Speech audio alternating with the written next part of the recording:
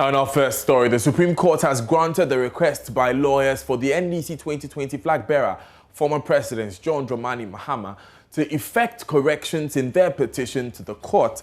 There was, however, strong opposition from lawyers of the Electoral Commission and President Akufo-Addo over the request by John Mahama. Mr. Mahama, in his petition, erroneously requests a runoff between himself and the Electoral Commission instead of Nana Addo Dankwa Akufo-Addo. Lawyers for the EC and Mr. Akufo-Addo say this request to make corrections also had a mistake in it. Mr. Mahama is in the Apex Court seeking to annul the results of the December 7 elections. Court correspondent Joseph Akable sat through day one of the proceedings and joins us with more. Joseph, good afternoon. Sachuchi Kata as the lead counsel, actually, with Tony Lita as a member of the legal team. And in terms of the President's legal team, there is Akutampa, who is leading. There is also Frank Davis Yaopon, who is also part of this legal team, and Kweku Esilfi, who is also another member of the legal team. And so that makes up the team that is being heard. What the court is doing is that they are limiting the team to 4. And so including the lead counsel, you should be just 4. You cannot be more than 4 lawyers at the same time. So that is what has made up for the current composition. Mr. Davis says that, it's good the court has decided on the issues related to the mistake, and that allows for the case to progress. And so that is where they are now. They are going to comply with the directive of the court to file the amended responses. Then afterwards, the case will proceed on Tuesday. They have drawn the court's attention to their desire to raise an initial objection, and so they will be carrying out that as well. And the Electoral Commission, instead of Nana Addo Dankwa Akufo-Addo, there was opposition first from the part of the Electoral Commission's lawyers as well as lawyers for Mr. Akufo-Addo, and the point they were making with regards to the opposition was that there was a mistake in the document that was requesting to correct another mistake. And so, as you know, it's an election petition that has been filed, but in a request for the changes, Mr. Mahama's lawyers referred to it as amendment of a writ. And so the lawyers were pointing out that even in seeking to correct the mistake, they have made another mistake, and for which reason they are opposed to it by virtue of the fact that there is no writ before the court, and rather there is a petition before the court that needs to be amended. And so that was the opposition. The court took a break and returned to announce that it has decided to grant the request, since it is clear that it was as a result of inadvertence that led to that particular error, and so it allowed him to correct that particular mistake. Then, after that issue had been dealt with, they are now allowed Mr. Mahama's lawyers to file the amended petition. They should file it by close of day today. Then lawyers for Mr. Akufo-Addo can also file the amended responses by close of day tomorrow. Then the case comes back on Tuesday, the 19th of January, for continuation. So I can run you through the panel. It has Chief Justice Kwesi Eninyebwa as the presiding judge. There is also Justice Paman. So there's also Justice, just a second, I'll just run you through the list shortly. So first it has the Chief Justice Kwesi Eninyebwa as the presiding judge. The other judge in orders of seniority, there is also Paman, there is Apel, there is Mafusau, there is Nene Amegacha, and there is also Justice Tokonu. So those are the judges who are here in this particular matter. It's a 7-member panel that is hearing the case. Now, lawyers for the petitioner and the defendants spoke to JoyNews. But we intended to say that there should be a runoff between the petitioner and the second respondent, who is Nana Akufo-Addo. But we inadvertently said that the runoff should be between the petitioner and the first respondent, which is the EC. And so today we moved the motion this morning. There were some opposition from the EC, and you need to understand that the trademark incompetence of the EC was played out again in this court. The EC opposed the amendment on the basis that the amendment was making reference to a writ, when the face of the document that has been filed is a petition. That affidavit in the position by the EC was sworn to by Jim Mensah. So once again, the trademark incompetence of the EC was played out in the court.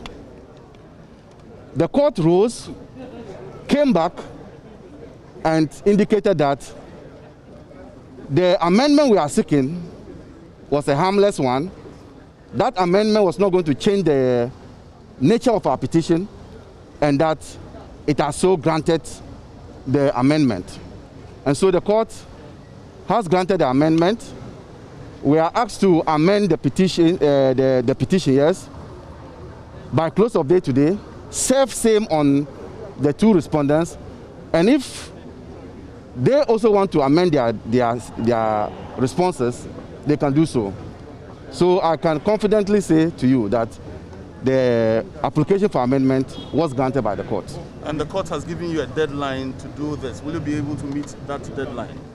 We already attached the proposal. We have attached a proposal of the amendment. So all we need to do is to go out there and file it with the Supreme Court, the registry, and that is what is to be done. So this is something we have already done, and what is left is for us to file. The point your colleagues on the other side made was that you made a mistake by referring to it as a writ instead of a petition. It has been but that is what I indicated to you, that this is an exhibition. No. This is an exhibition of the trademark incompetence of the EC. Because what we filed was a petition and not a writ. And so for them to come up and say that we're making reference to a writ, when indeed on the face of the document was a petition, it's a clear indication of their incompetence. Thank you. If you could explain to us what exactly were those concerns? It was obvious from the outset that they had committed errors and mistakes in the petition they filed. This was said by the lead counsel himself, Chachikata, that they were going to correct the mistakes. We were opposed to the application in form and substance. But as you heard the court say, we are all human beings and we make mistakes. So the court ruled that even though they had made mistakes, it would permit them to amend so that the first respondent they intended to contest with in their petition is reverted to second respondent, His Excellency Nana Addo Akufo-Addo, the President of the Republic.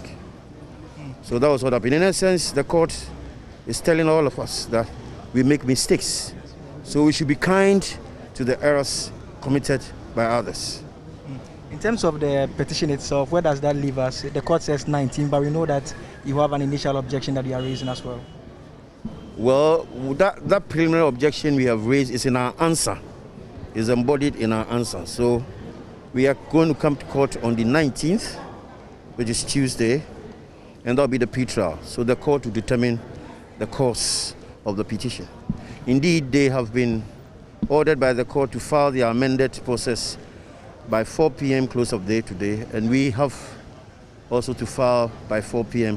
on Friday. Then on Tuesday, we come back to court. Thank you. Now, let's take a look at the names of the judges who've been empaneled by the Chief Justice. There's Chief Justice himself, Justice Eni Yeboah, also Justice of the Supreme Court, Yao Pew, Mafo Sao, Nene Amegache, Justice Maria Makote, Justice Gertrude Owusu, Justice Tokonu, and Justice Owusu, Mariama Owusu.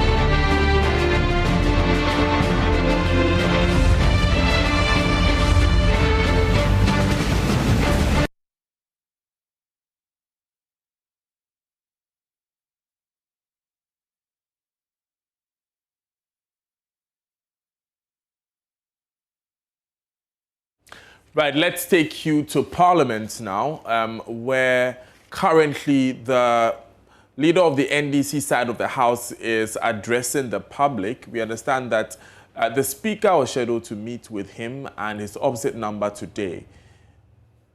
123, Independent 3, People's National Convention. For every other record of Parliament, it will reflect NDC 137, MPP 137, Independent 1. Nothing more. And none of you can add any to it. And nobody should be purporting or seeking to say that I've added one to mine. Cooperation, there can be. Collaboration, there can be. Joining, legally and constitutionally impossible. We're happy to take questions from you. I thank you very much for your listening. Yes, let's go this way so that it will be orderly. Yes, I mean, you mention your name and then your media house. Yes.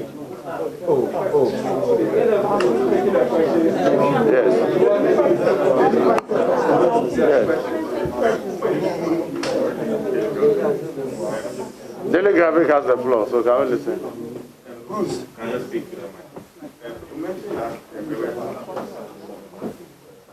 You mentioned that there were some committees whose leadership are predetermined by the standing orders of the House. And one of such committees was the Business Committee, which is supposed to be chaired by the majority leader. But in this case, where, as you clearly stated, both parties have 137, 137, how do you go beyond this hurdle of the majority leader must chair that committee? In this case, as you said, there is no majority. So who chairs that committee? Bruce, thank you. We'll take two more. Yes. Ibrahim Al-Hassan. Leader, your colleague on the other side, I'm talking about leader of the NPP caucus, Osechi Mensabus, was on GH1 this morning, our network, and he says the conclave meetings you talk about with the speaker, yourself, and his side, you've arrived at the decision that the NPP should constitute majority. How do you respond to this? Yes, the next person. Yes, I'm Bubu Klenogo, GBC. Leader, you said that you don't have any difficulty sitting at the left side. Should I take it that tomorrow when sitting resumes, your side is going to sit at the left? So leader will take the three. I would answer. Bruce of Graphic, thank you very much. Business Committee, I noted that there can't be an entity or authority or a person exercising executive authority. And to that extent, if there's leader of government business, that leader of government business will chair the Business Committee. On the other of the conclave meeting with the speaker, yes, at that meeting, 137, 137, the swing or the balance was for the former MP to write, and he has written. I've interpreted his letter to you, and I've made my conditional demands. Respect our 137, 137, but we cannot say that he cannot cooperate or work with them. He will work with them, but we cannot appreciate that he's part of them as a new patriotic party. That's why I shared the brochure with you. Unless, of course, tomorrow when you come to the chamber, you tell me that MPP 138 and add the name of former MP as part of the MPP 138. If you are able to do that tomorrow, then I would answer your question properly. But if you come in answering that 137, 137 with independent, with a pledge to cooperate and to collaborate, we will understand. Then the question of we have no difficulty sitting on the left. We are responsible Ghanaian citizens. The people of Ghana want to see Parliament function and function effectively to serve their purposes and to serve their needs. What happened the last time did not please many. And therefore, in the interest of peace and ensuring that Parliament functions effectively to serve the needs of the Ghanaian people, my side will have no difficulty sitting on the left whilst we make the demands that our strength be respected in the composition of committees and in the determination of leadership of committees. But even more importantly, they appreciating that that Formula 1 is only arithmetic, but not legal constitutional. Thank you. Yes, the hand here. My name is Aspia. So the deputy leader on the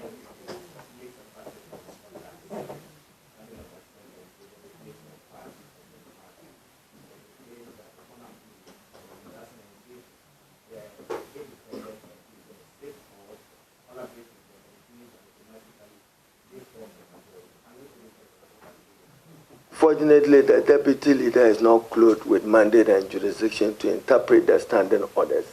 More importantly, an independent MP is not a party and cannot be parties, but my layman attempt to also do the wrong is done by interpreting it. Layman is independent party and independent parties. You are struggling for words to substitute. An independent is not. He didn't run on the ticket of a political party.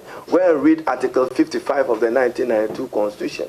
It's elaborate on political parties and their role. Don't forget, he was even dismissed from that party. Tomorrow morning, we'll be interested in even knowing whether they are tolerating or accepting him back and under what conditions and circumstances. We are not aware. We know an independent. We don't know a party or parties. So go back to Order 7.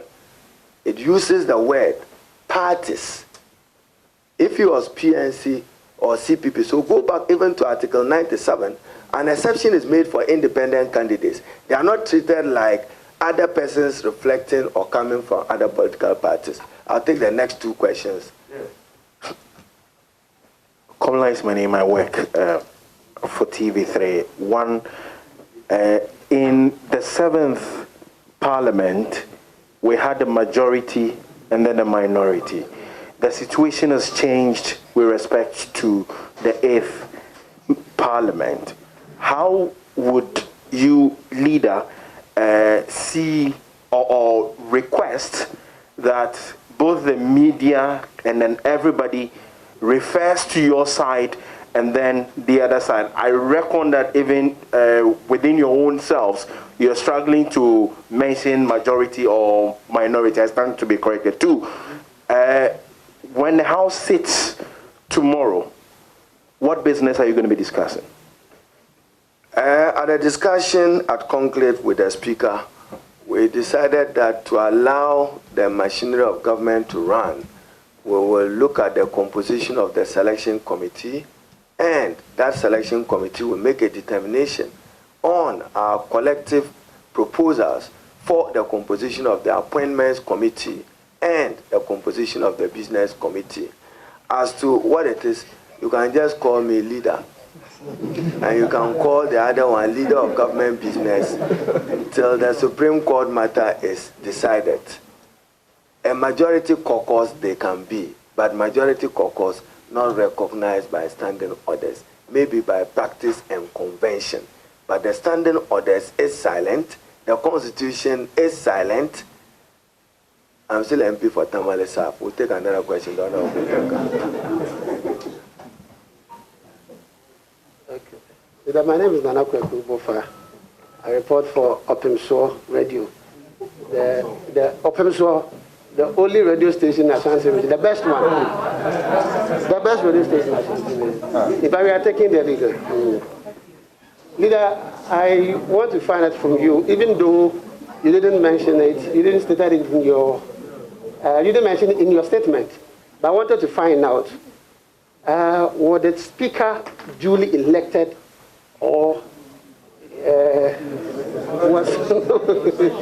I just want you to confirm, because according to the leader at the other side, he said the Speaker was not selected. Was not elected, sorry. And therefore he was, we just had a consensus and so just conferred in him that he's the Speaker. So I just want to find out if he was duly elected as a Speaker. Thank you. What did you see and what did you hear from the clerk that day? What did you see and what did you hear from the clerk when he was making the... Was there election? Did you see voting? Go to the record. Did you see the clerk said elected? Leader, I did your confirmation. Whatever it is, by my mother's training, I don't discuss matters that are discussed in the room, outside, publicly. What I do know is that the 8th Parliament has an elected Speaker, Honorable Alban Sumana Bagwin. But is it not intriguing, distinguished ladies and gentlemen of the press, that they are quick today to say that they have, with the Formina MP joining. I'm just raising a legal, curious question. 2 deputy speakers from the same political parties. So what happens and what will happen? I read provisions of the Constitution for you. 95, again, Article 95, 95(3). Article 96, for the record, 96. There shall be 2 deputy speakers of parliament who shall be elected by members of parliament from among members of parliament, both of whom shall not be members of the same political party. So, is he now part of them? Is he now part of the same political party? Will he still hold that office? These are matters we are good enough to resolve as leaders of parliament. I'll take the last 2 and adjourn proceedings. We thank you very much for coming to hear from me. Honour Mutakeze, the 2 of you, the whip will end with you. Leader, my name is Abednego Asante. I represent Adom FM. Honorable Muntaka, I think about 3 days or 4 days ago, you appeared on JoyNews, and you made some remarks concerning during the election of the Speaker of Parliament, whereby you made some allegation that Justice of the Superior Court attempted to bribe a female member of your side to vote in favor of... We are consulting further on it, and our next course of action will be determined on the floor of Parliament on that subject. So focus on today's matters. Thank you.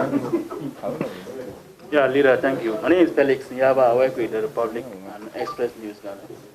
I want to know how your side is taking the issue of the military invasion of this Parliament, whether the leadership of the military rank will be cited for contempt. It's outside these matters, but tomorrow on the floor of Parliament, a lot will have to happen because we have to do an inner introspection of our own, re-examine and look at our own conduct on events leading to the determination and election of the Speaker. I saw that sacrilege of military in the chamber and on the floor of Parliament. I saw my friend ACP Ofori, who was charging us for not respecting Public Order Act. This time that he didn't respect the standing orders and the Constitution of Ghana. He was in breach of our privilege. He was on the floor of Parliament. We'll take consequential action. We'll take consequential action for military in uniform, armed. It remains a blot on our democratic practice as a country. Never, never should that happen. We want to know, and you've seen, I've seen some debate. I don't want to provoke that debate now. Even at that point in time, there was no Minister for Defense that we are aware of. There was no Minister for Interior because 6th January had lapsed and mandate had lapsed. But we had some people purporting to exercise mandate they did not have. All that would be for some thorough discussion and consultation. So leadership, thank you very much. My colleagues, thanks for coming. And the media, we are done. God bless you.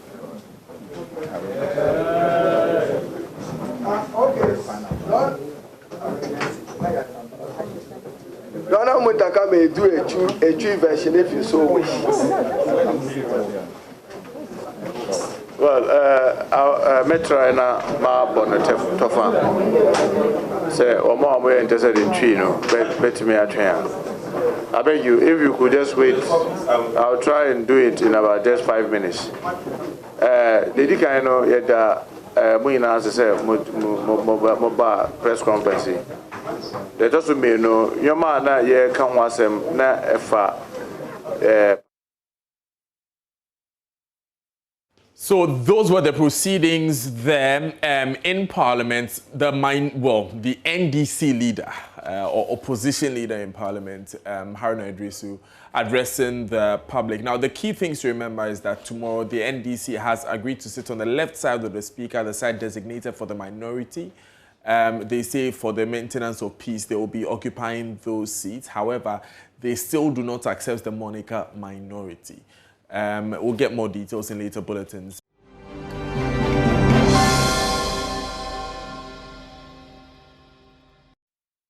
Hi, good afternoon. Welcome to Business. My name is Darryl Kwao. Uncertainty is characterizing whether crude oil price will go beyond the projected average of $45 a barrel this year. The price of Brent crude is hovering around $55 on the international market, and it is unclear whether high demand for the commodity is pushing the price up. Crude oil has significant implications on the economy through export revenue for government, but could also push prices of certain services like transport up if fuel prices go up.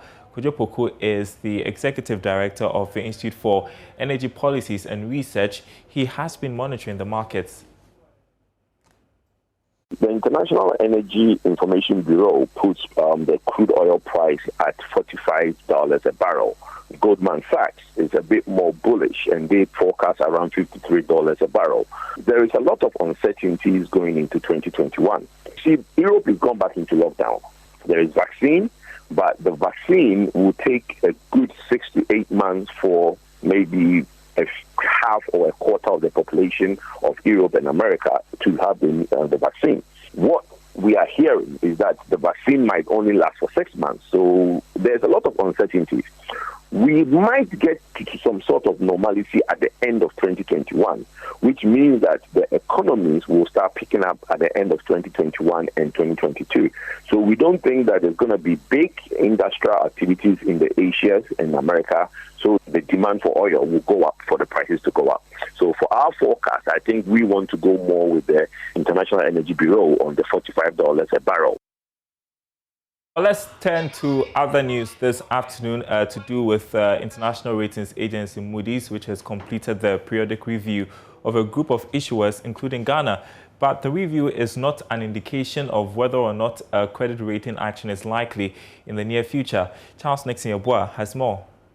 Moody's said the credit profile of Ghana reflects economic strength which balances strong growth potential against small-scale and low but growing wealth levels. It further said the institutions and governance strength reflect an improved fiscal governance framework balanced by recurring revenue underperformance against budgeted targets. It expressed concern about the elevated debt burden in addition to the prospect of further contingent liabilities or possible obligation materializing in the energy sector whose debt is close to $1 billion.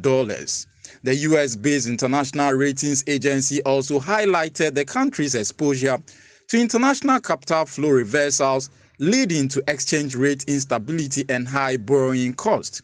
Ghana may head to the Eurobond market to raise between $3 to $5 billion in March this year, but that will be dependent on market conditions as the coronavirus still lingers on.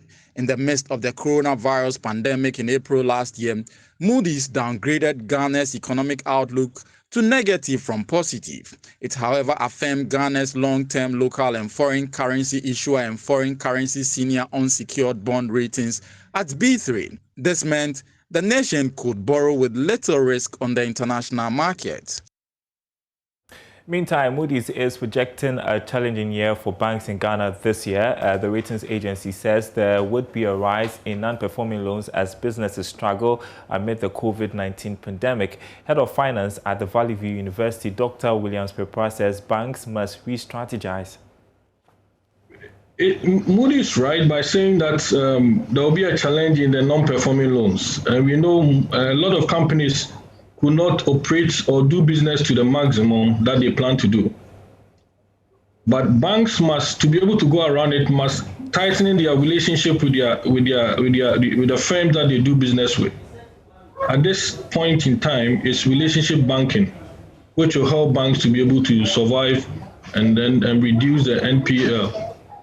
Also, the central bank must come in by making sure that if they have to reduce some of the regulatory measures so that banks can operate. At the moment, I know that the NPL rate, they have given some new, instead of 90 days, asking banks to look at around 60 days on NPL loans. So the central bank must look at that, but banks themselves must use relationship banking. And that's it for business for now. We've got more coming up at the top of the hour on the marketplace. Up next, sports. Stay tuned.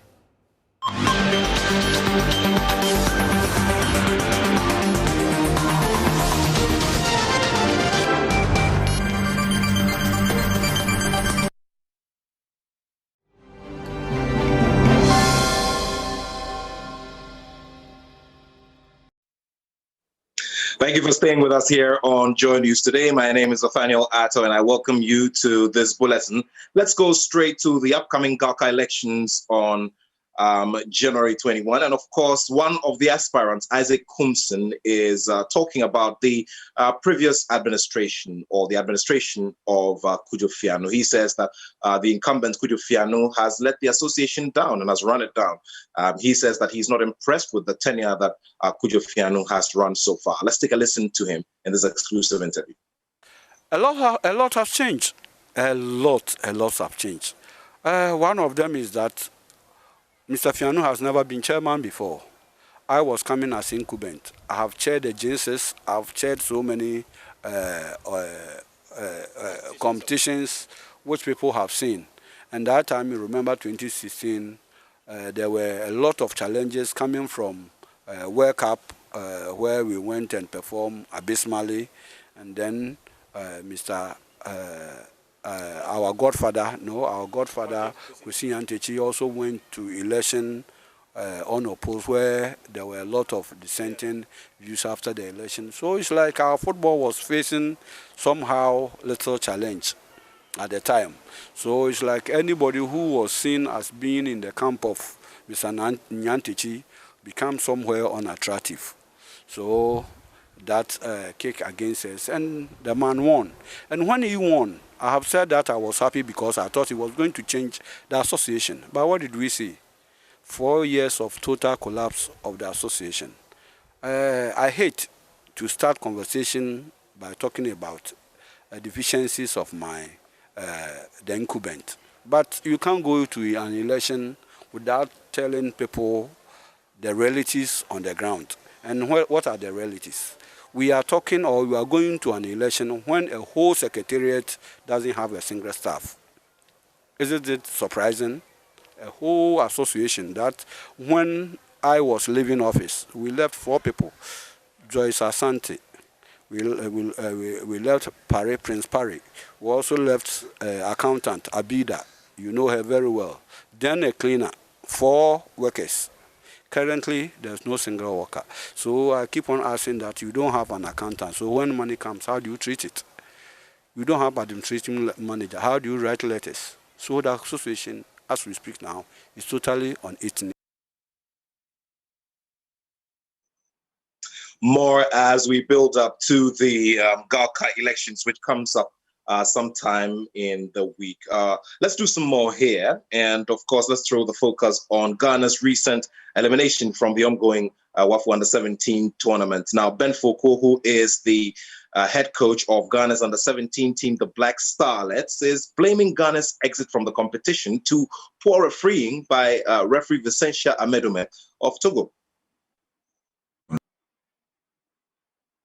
Well, that's it for sport for now. There's more here on JoyNews today. And of course, at 2 p.m., we'll bring you a special interview with the legendary boxing trainer, Daniel Oko-Odampton, who's the trainer of the legendary Ike Bazooka Quartet. So there's more here on JoyNews today. My name is NATHANIEL, and I have love for sport.